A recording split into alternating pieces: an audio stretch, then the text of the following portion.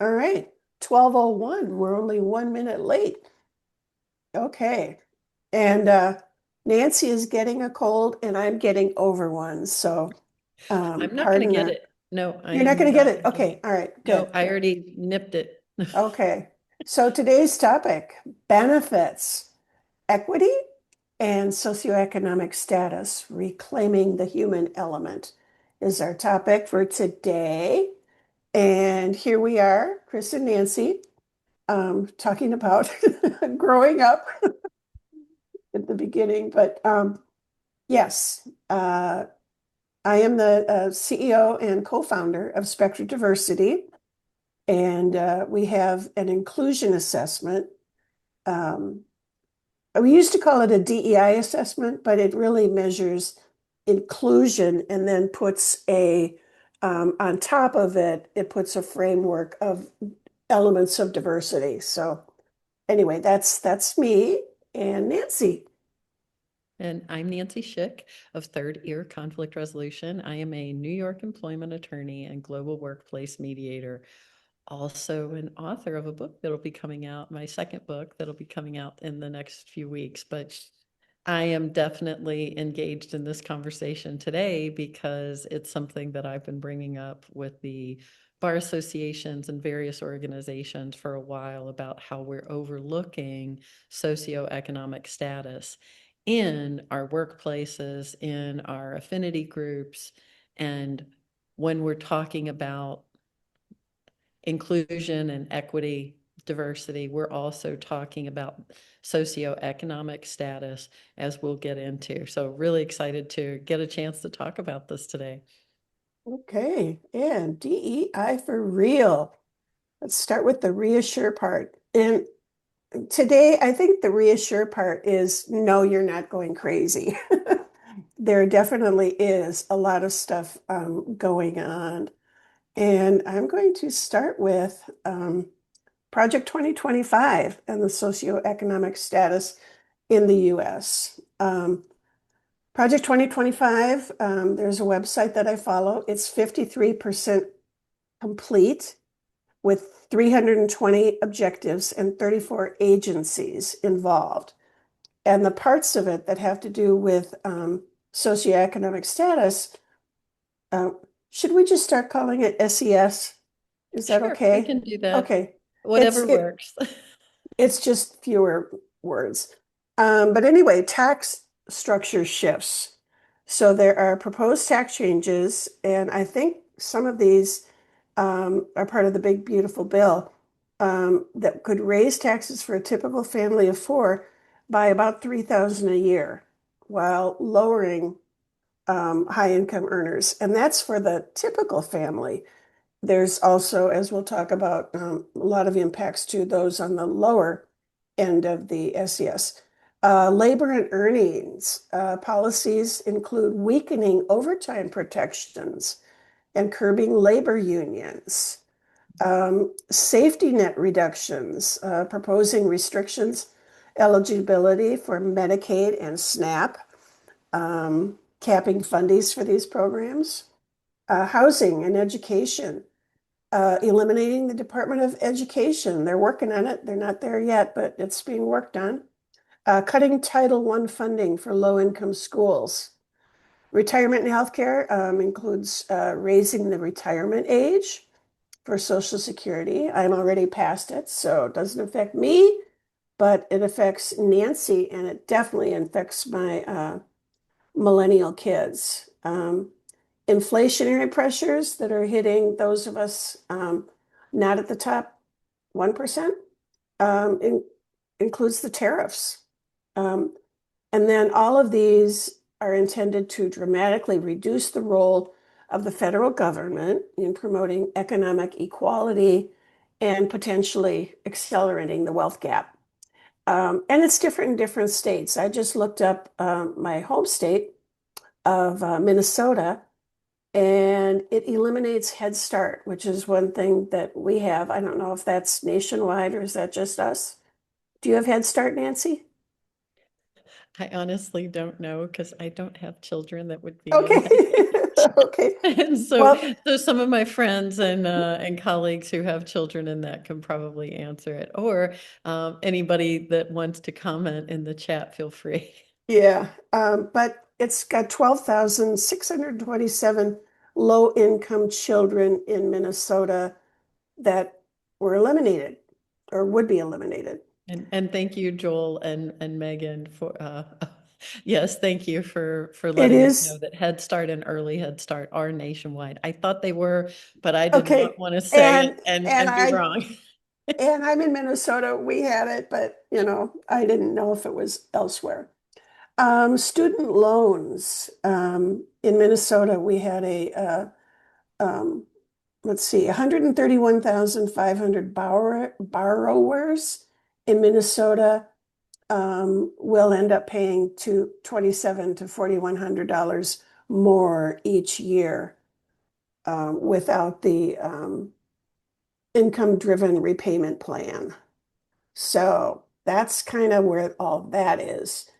And then we've got Spectra data, and we don't actually have socioeconomic status as one of our indicators that we collect, but we do track data points that are adjacent to it. We know that people of color, women, and members of the LGBTQ community typically have lower scores given to management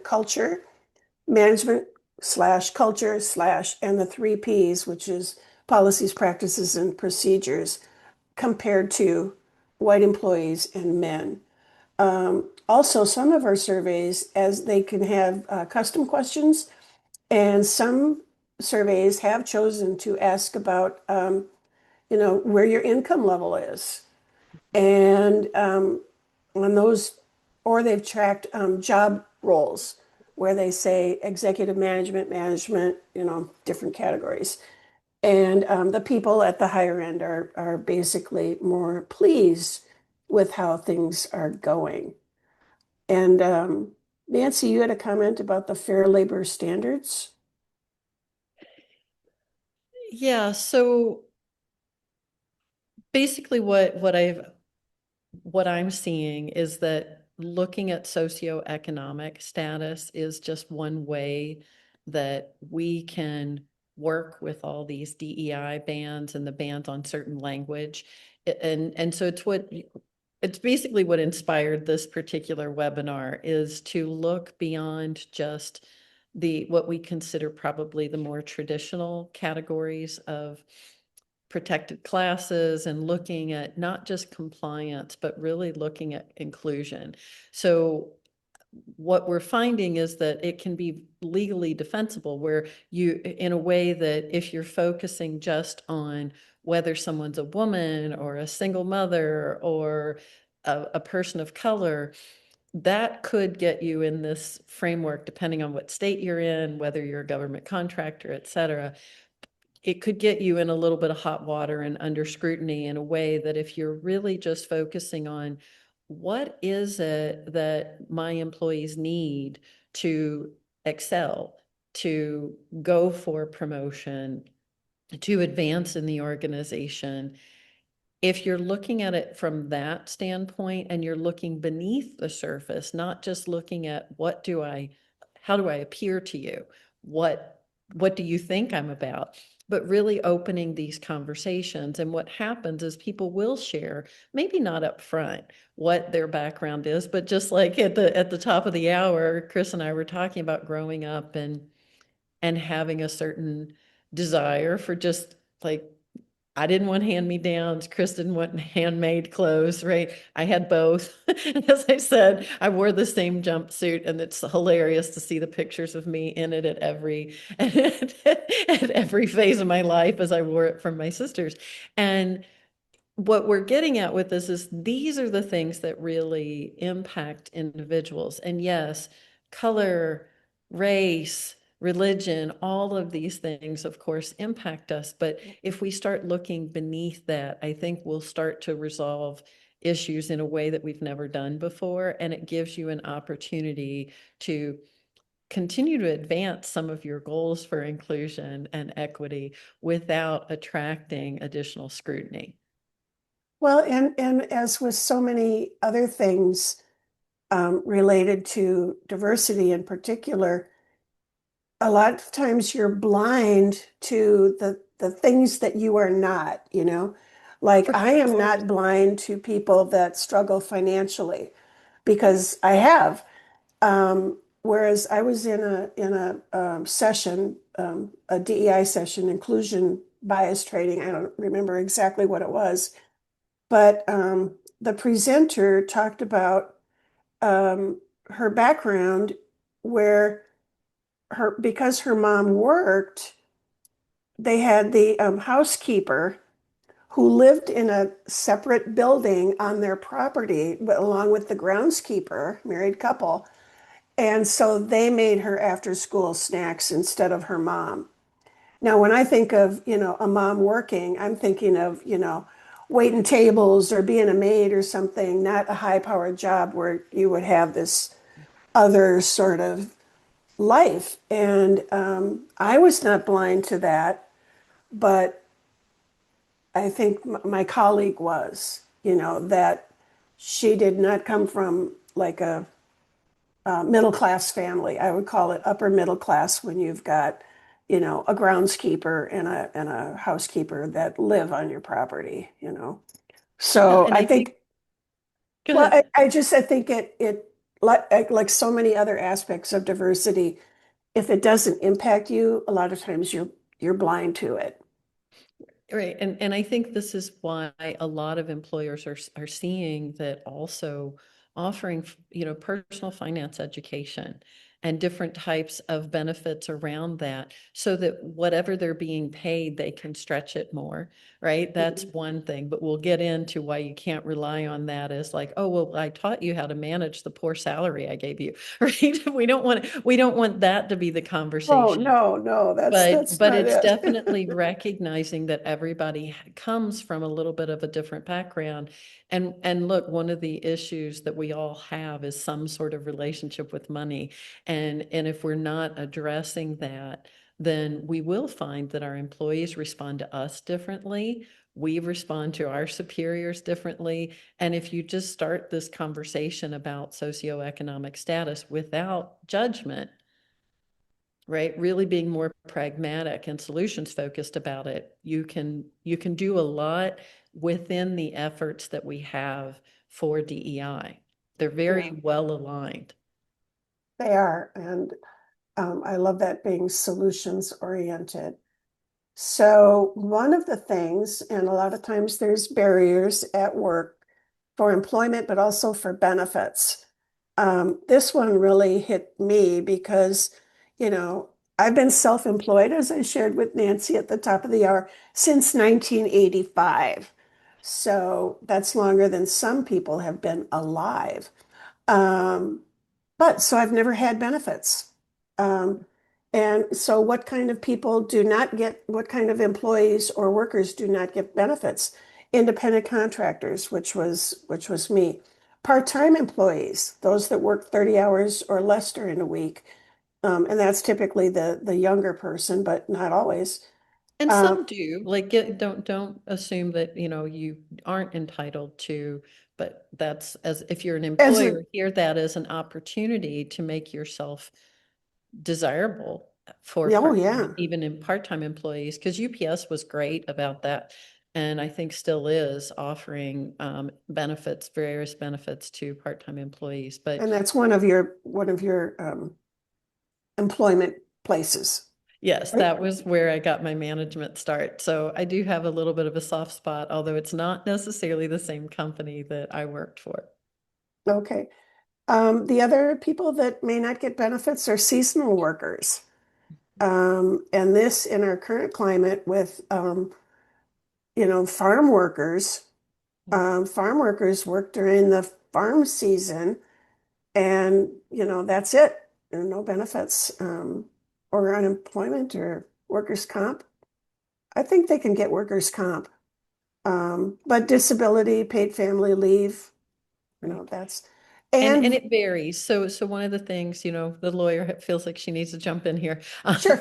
is that, so one of the things is, I have a few comments on this. So one is that you need to make sure that you know whether you're a true independent contractor. And one of the ways I frame it for New York is that means you're an independent business owner with at least the potential for multiple contracts for the types of services that you're providing, the what you would probably call, if you're truly an independent contractor, your client, right? If you're calling it your boss, your employer, well, it starts to look a little bit more like employment, right? We need to look at that. So you might be entitled to benefits that you're not aware of. So that's one thing I want everybody to hear, regardless of which side you're on. If misclassification is an issue, it can definitely impact benefits. And when we're talking about benefits, we're talking about health insurance, of course, because that's a big one that we're going to get into a little bit about why that's so impactful. But workers' compensation, even if you've classified someone as an independent contractor, it depends. The states have the ability to basically ignore your contract and err on the side of employment because they're charged with protecting their citizens. So they don't want somebody out on a job that gets injured and not have any insurance. So you need to be aware of that. There are a lot of little nuances with this. So don't assume that because you've been classified a certain way as an independent contractor, freelancer, um, trying to think of some of the other, I've heard permalancer. Okay, if you're using the term permalancer, you probably misclassified them, right? Yeah, you're I'm just going probably to an be honest. employee. They're like perma says permanent, Yeah, right? yeah. So there's no permanent freelancer that is a true independent contractor, but you can definitely take a look at those, and you want to make sure that you're, regardless of which side, if you're on the employer side, you could get penalized heavily and sued, right? And have various departments of labor, workers' compensation board, et cetera, at the federal and state level, depending on what kind of work you're doing, come after you. And if you're an employee and you think you don't have a right to any benefits, it's often worthwhile to look at what your state law says about your classification. And it's not where your employer is or your client is located. It's where you are doing the work that protects you. So I want to make sure we got that in. So both sides, we're here to help you move forward. We're not here to create litigation. I'm a mediator. I want to keep you out of court, especially today when the courts are backlogged and we have no idea what's going on, right? But the more we can resolve these things, that's what we want to help you do as well. And as a shout out to Minnesota, and Nancy, you do not know this, as part of my checkered background, I was one of the board members responsible for the developing the definition with the IRS of what is an independent contractor. It was the Minnesota Film and Video Association, and the issue was all of the people that are on a commercial film set or Mhm, video shoot, whatever, mhm, um, mhm. are they employees? Because somebody's telling you what to do, Right. but you also, you know what to do, and you bring your own gear, you show up on time. If you're on time, that means you're 10 minutes early. There's, so yeah, and then I had a client, a financial services company, and all of their people, this was at the same time frame, all of their people had offices in company buildings. And it's like, how are you? You're only doing their products, you're only doing their process, you have a desk in their building. Are you an employee or an independent contractor? And they had to have a big, I wanted to say come to Jesus. What's the other term? I don't know. They had to have a big Reckoning. a reckoning. Thank you. Reckoning. They had to have a reckoning, and they decided at that point that all of their independent contractors, their financial planners, had to move out of the buildings. They had to go be somewhere else, and they made them true independent contractors. So they had to change everything. So And so, we don't want to get too lost in the weeds of this Yeah, one, yeah, because yeah. this is a whole topic for and probably an entirely different webinar. So I'm just going to kind of put a pin in this for now. Thank you. Thank Um, you. and if you all want us to do a separate webinar regarding worker classification and the implications, we could obviously talk about this for an hour and try to help you navigate it. You're also welcome to reach out to me. I'm happy to give you the guidance to help you move to the next phase on that. What we want you to get for today is that your classifications are also part of this socioeconomic status conversation. And why is that? Because it starts with you as the hiring party, whether you're an employer or you're calling yourself a client. If you're not doing the analysis to make sure you're classifying someone correctly and you're trying to circumvent certain laws, I get it. You're trying to save money. I know it's hard to run a business in pretty much anywhere these days. But please keep this in mind that it's not just about the compliance, it's also about the culture that you're trying to build. And if you're not taking a look at this, it will come back to get you. And I've got a couple of little comments here that go directly to you, Nancy. The ACA rule, how does that fit into benefits? And also ERISA rule. So I'm not going to get into, I'm not an ERISA attorney. So, but I will just tell you that there are certain levels, right, where depend for all the laws pretty much, and they're not always lined up perfectly. So you need to know, for example, if you're calling your entire crew of 10 people independent contractor, you're probably misclassifying, which means you're not providing affordable care. In New York, we also now have a, I think we call it Secure Choice for retirement benefits at 10 employees. So that's what we want you to get, is that this is also about the number of employees mandates the types of benefits that you might be required to provide.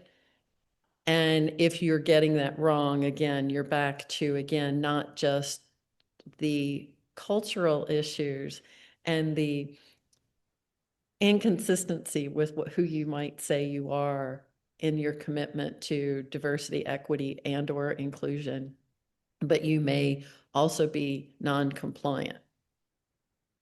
And our next thing, the business sandwich generation. So Um, I have started coining this. It's part of what I talk about in the upcoming book. Is I coined this phrase because what I keep seeing over and over is that anybody that's in this either licensed professional management C-suite is feeling this sandwiching, all these different pressure points from stakeholders, right? So if you're in a C-suite, sometimes it's the board of directors, it's the customers you're serving, it's the general public. And so what I'm really getting into a lot more in my work and in the book is this pressure that you're feeling is systemic. And that's another reason we're continuing to do this. It lines up again very well with the conversation about DEI, because we know that a lot of the issues of discrimination and disparate impact discrimination are systemic. So we're looking at socioeconomic status as well. And Martin Luther King got into this, unfortunately, right before they murdered him, is that he started to recognize these alignments and how it's all systemic, but we can unpack it. So even if you're feeling crunched, you're in the right place, because we're going to keep unpacking it and give you some guidance to move forward so that you're here- not crushed by it. Here's another impact on workers, and we've got a couple of things. Um, so, job loss risk. Higher premiums lead to increased job separation and decreased wage growth for low income Yeah. earners. Yeah. And that was the intent, I think, of the Affordable Care Act in its initial form, was to have health insurance not be tied to your employment, affordable health insurance to not be tied to Hmm. employment.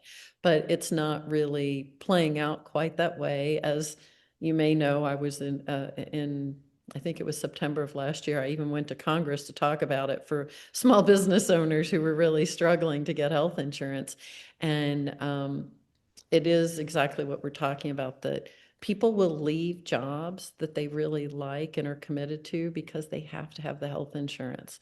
And we're not saying you're in the wrong if you can't provide it, but it's something to start looking at when you're looking at where you want to invest back in your business and back into your employees. Health insurance is going to be one of the big ones.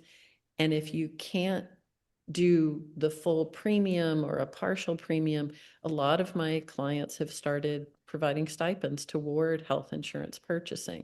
And that may be another benefit that would give you an option to make yourself a desirable employer.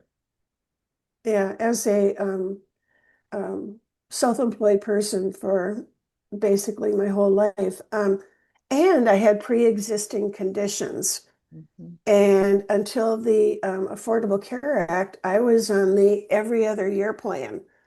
I would buy insurance one year, I'd get all my stuff done, and all my measurements, my meds, my whatever I could do during that year. And then the next year, I would just go with my fingers crossed and hope nothing happened, you know? And it mostly worked out except for one year, and we won't talk about that. And Um, I've done and you have something another similar. So comment here. yeah, okay. Okay. It's relatable. And you have a JAMA Network open article on healthcare costs, rising health insurance costs, eroding wages for lower income workers more than their higher income counterparts. And I think we just covered that. Yeah. So And although we are moving seeing, on, yeah, we're seeing it, like you said, from every angle. That's why I started calling it the sandwich the generation. sandwich. Yep. Most of us are in it. If you're Yeah. not entry level, you're probably in this. It's a huge Yeah. population. So we are in, so activate. And what I have is I have a few, in addition to collecting our quantitative data, we have qualitative data. We have people tell stories. And I've just got a couple quotes from our surveys, the people that wrote about socioeconomic status. And obviously, these are anonymous, both the individual and the organization. Quote, while I agree that diversity based on race, ethnicity, sexual orientation, and gender identification is tremendously important, I worry that this full range of diverse categories under consideration in the minds of many within the organization, socioeconomic status, religious affiliation or lack thereof, rural, urban, political educate affiliation, and educational are also important considerations in terms of inclusion and diversity, end quote. Quote, in-person training requirement. This requirement goes against all the research and experience we had during the pandemic and does not take into account the needs of members who are immunocompromised, low socioeconomic status, rural living, or neurodiverse. In-person training, end quote. I got two more. Quote, credentialing program. The recent changes to the credentialing program seem to have been made only to make the process difficult and is deterring clinicians from pursuing the credential. The changes are nonsensical and again seem to be aimed at the credential only being attainable by new, wealthy graduates who enter the field immediately after grad school instead of to experienced clinicians who may seek out this type of therapy as a specialty later in their career. And last quote, quote, the single greatest barrier to our organization becoming more inclusive and diverse is socioeconomic status. This year, if a new employee wanted to attend the conference, It's in Palm Springs, California. Not only would they have to take off work for 5 days, and since most new employees are not in a salaried position, there's no pay. They have to pay for each individual workshop, plus the paper to prove their attendance, a round trip flight to Palm Springs, 4 nights at one of the most luxurious hotel chains, or 4 nights at a different hotel where there's no shuttle. And since it's not walkable, they have to rent a car or pay for rideshare for the entire conference and pay for food for the duration of the trip. Holding the conference at a literal resort in Palm Springs and touting DEI at the same time seems a bit tone deaf, end quote. And just a Chris comment here is a lot of we're talking about different forms of diversity, and in the ISO 3415 International Standards Organization, they have 27 aspects of diversity, one of which is socioeconomic status. So that's the end of my little part there. Nancy. And so this is another thing. I apologize that I realized how much this sounds like I'm promoting my book, and with it coming out, I'm immersed in it. So I'm doing those final edits. But You've I got work. you've got book brain. I do. I have book brain, and this is really what has become a standard for everything that I do in my law practice too. Or again, it's a standard. Are we're not perfect, right? But this is where I try to put my focus, and I'm inviting everyone here, everyone watching this or listening to it, to consider whether, when you're implementing a policy, is it humane? Does it take into account socioeconomic status? That's why we're bringing this up. Are you thinking about employees as people who, like most of us, are trying to make ends meet? And what you think is reasonable, like a Palm Springs training, might not be to someone who's making the lowest salary in your organization. And this is not a new conversation. This has been going on for a while, but I think what we're trying to get to today is not just talking about Jeff Bezos versus the person in his warehouse, right? We're asking you to take a look at, where are those disparities, and is it truly inclusive? If you're asking for these additional certifications or additional trainings, in-person training, is it really necessary? So taking the whole human into account. And then obviously, when we're talking about SES, we're talking about affordability, right? And then we're talking about quickness. We don't want to be so quick. It's an appropriate quickness. We don't want to be just promoting people, et cetera, but looking for the quick wins to help encourage. And we know this from training and teaching people. Most of you probably do this in your day-to-day, is that you need to give people quick wins to keep them encouraged. So if they're coming in on a regular basis feeling like no matter what, they're not being seen, it's not going to be surprising when they check out later. In terms of those quick wins, there's one survey, and I don't know what their dress code was, but I would bet that 20% of the comments in the open-ended responses were about the dress code. Mm-hmm. And it's like, if you want a quick win, dress code. I mean, it seems like that's a lot easier to do than establishing a mentorship program, or, there's all kinds of other things that are going to take a lot of time. But dress code, you could knock that out. Um, Another comment about the affordable piece of the hack standard um, is reimbursements. Right. Sometimes employers expect, if you don't have a company credit card, they expect you to do the upfront money for the conference or the travel or the hotel or whatever, and then they'll pay you back afterwards. Mm-hmm. Well, you know, that doesn't work for everybody. Right. And there are people that don't like, I know a lot of times people are thinking, gosh, I can't even imagine that. But there are probably employees in most organizations who either can't get a credit card for various reasons, and it doesn't mean they're terrible people, right? Don't judge them on that.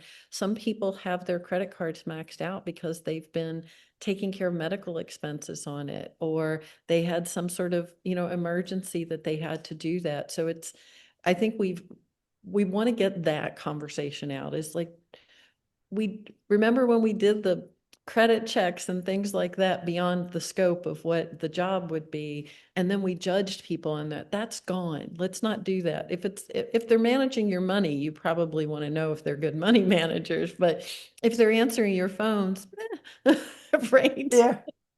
And you had a comment about secure choice. So that Did was you? the secure choice mandate that I mentioned earlier in New York. It's one of our benefits that will be mandated in July, I believe it is. And most employers in New York that have 10 or more employees are getting notices about this. It doesn't mean you have to offer your own retirement plan, but you need to have a system that allows your employees to opt into the state one. And then Mhm. you do the collections and deposits, right? It's part of their pay, right? As one of their withholdings. Is that for New York State or just the five boroughs? It's for New York State, so it Okay. is throughout the state, and it is intended to provide a retirement option for people that don't otherwise have access to it at their job. Okay. So this basically Late. the state tries to step in, right? This is what we're seeing as the federal government is doing its different things in a variety of ways. One of the safety nets that we have is the states to step in and try to create systems to help people in their citizenship, right? Or their citizenry to get ahead, to have the lives that we'd like them to have. So that's also without going all political, but that is where staying involved and finding out what's going on and letting your voice be heard can sometimes be of great value. So leading through the fractures. Um, and once again, this is something in your book, Nancy, but um, I'm going to switch. Inspired by this particular webinar Yeah, series, I think yeah. to some degree, right? Yeah, yeah.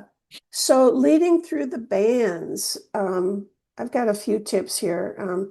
One is to measure. You don't know what's going on if you don't measure. And there's ways to measure how people are feeling included that are at the lower socioeconomic status place in your organization. How are they feeling included? Um, and I would suggest that it needs to be anonymous, either anonymous within your company or anonymous with the third party. Excuse me. Oh, Yeah. it's cold. Um, or anonymous with a third party vendor, but you got to measure. And then the other thing is there are best practices through the International Standards Organization. And there are key things. And one of the famous saying, and I don't know who said it, what gets measured gets done. And the standard ISO 3415, it talks about comprehensive inclusion. Mhm. So equal opportunities, regardless of all kinds, well, the 27 factors, diversity factors, one of which is socioeconomic background. A meritocratic focus. And oh, I don't have the name of the book, but our colleagues that were on last month or the month I before believe it's have a book on measuring meritocracy. inclusion, Paolo and Cynthia.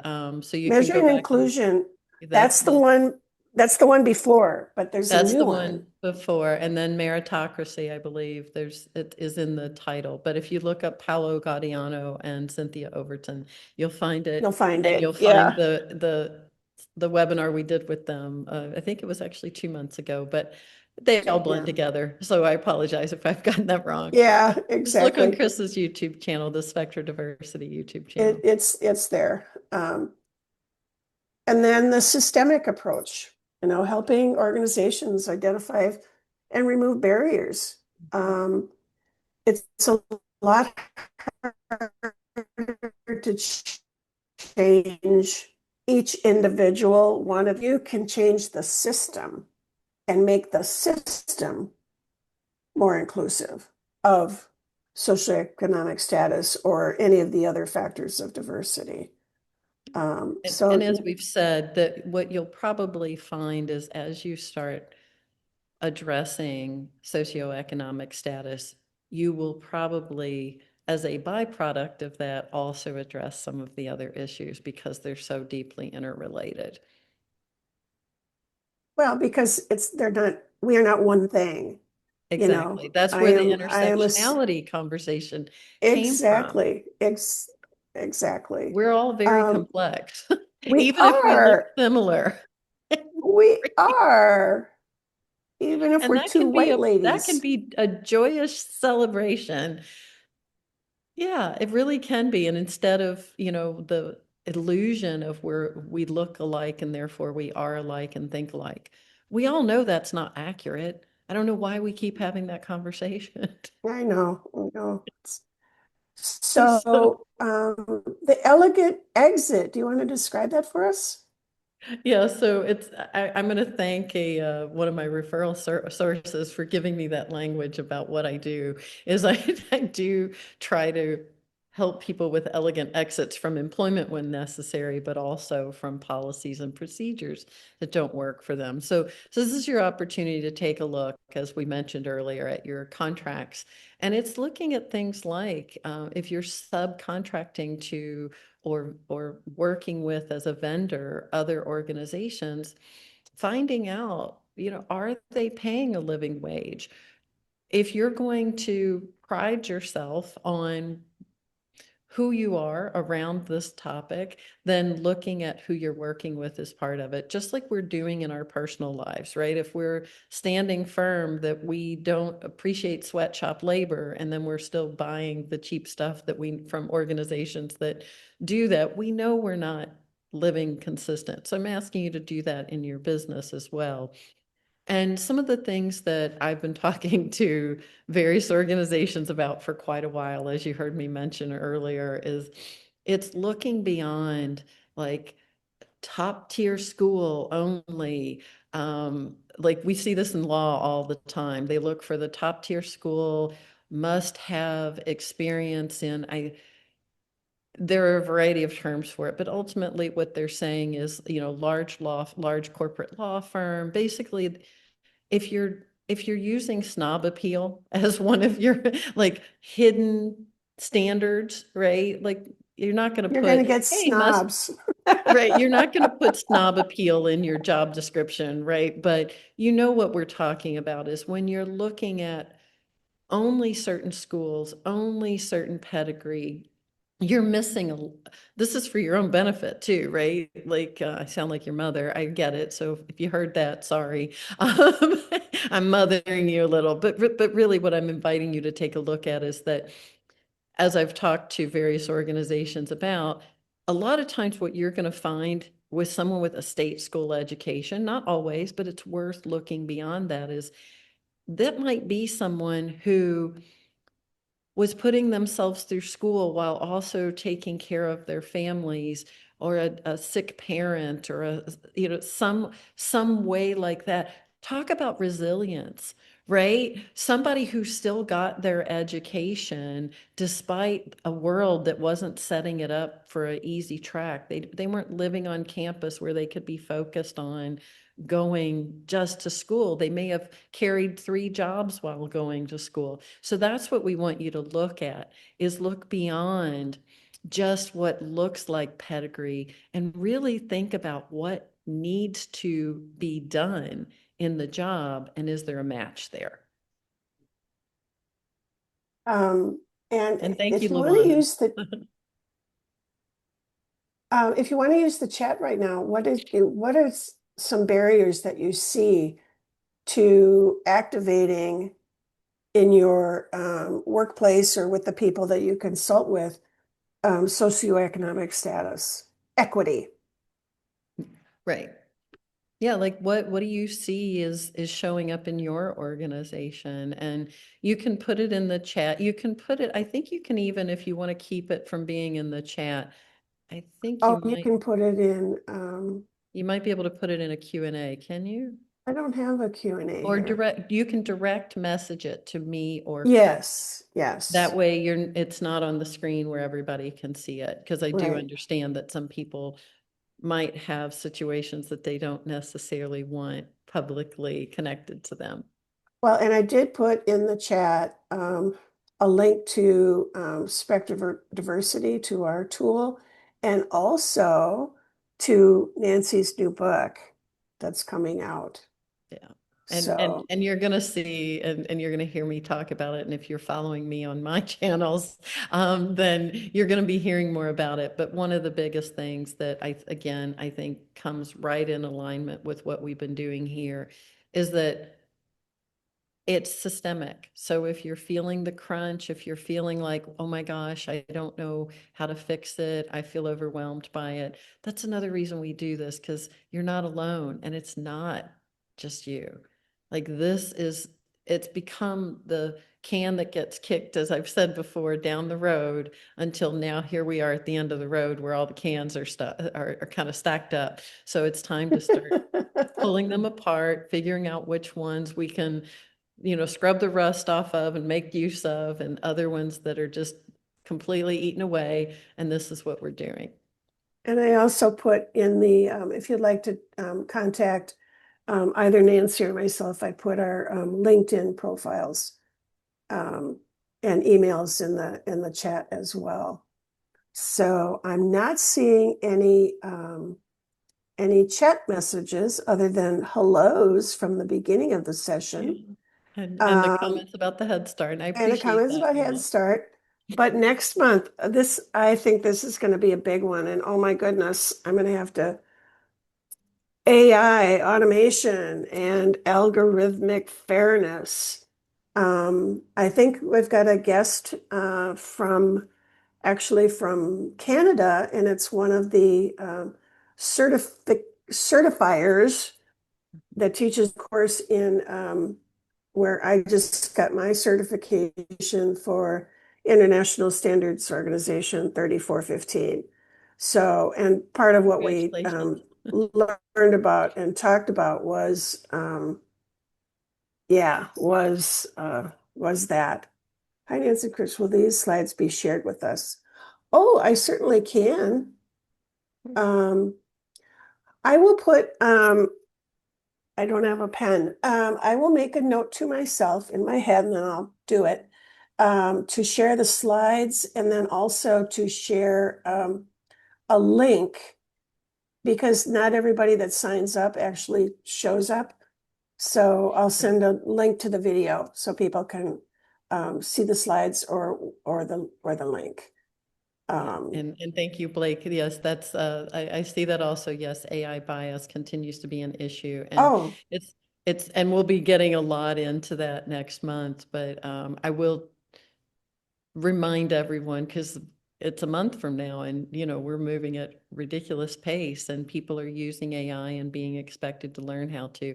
The number one thing that I want you to do when you're using it, and this is both as a lawyer and as a human, and is remember that it's about just like everything in partnership, right? The AI bots they're very effective with certain tools, but they have to have that human oversight. They're great at augmenting what we do, but they can also, like a lot of our technology these days, they can move us so quickly in the wrong direction that it's hard to turn back. So it's just learn to dabble little bits at a time, and we'll be hearing more about exactly how to do that next month.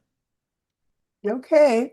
If there's no other questions, we're a little early today in our Yay, that's good for us. in our We're departure. getting that.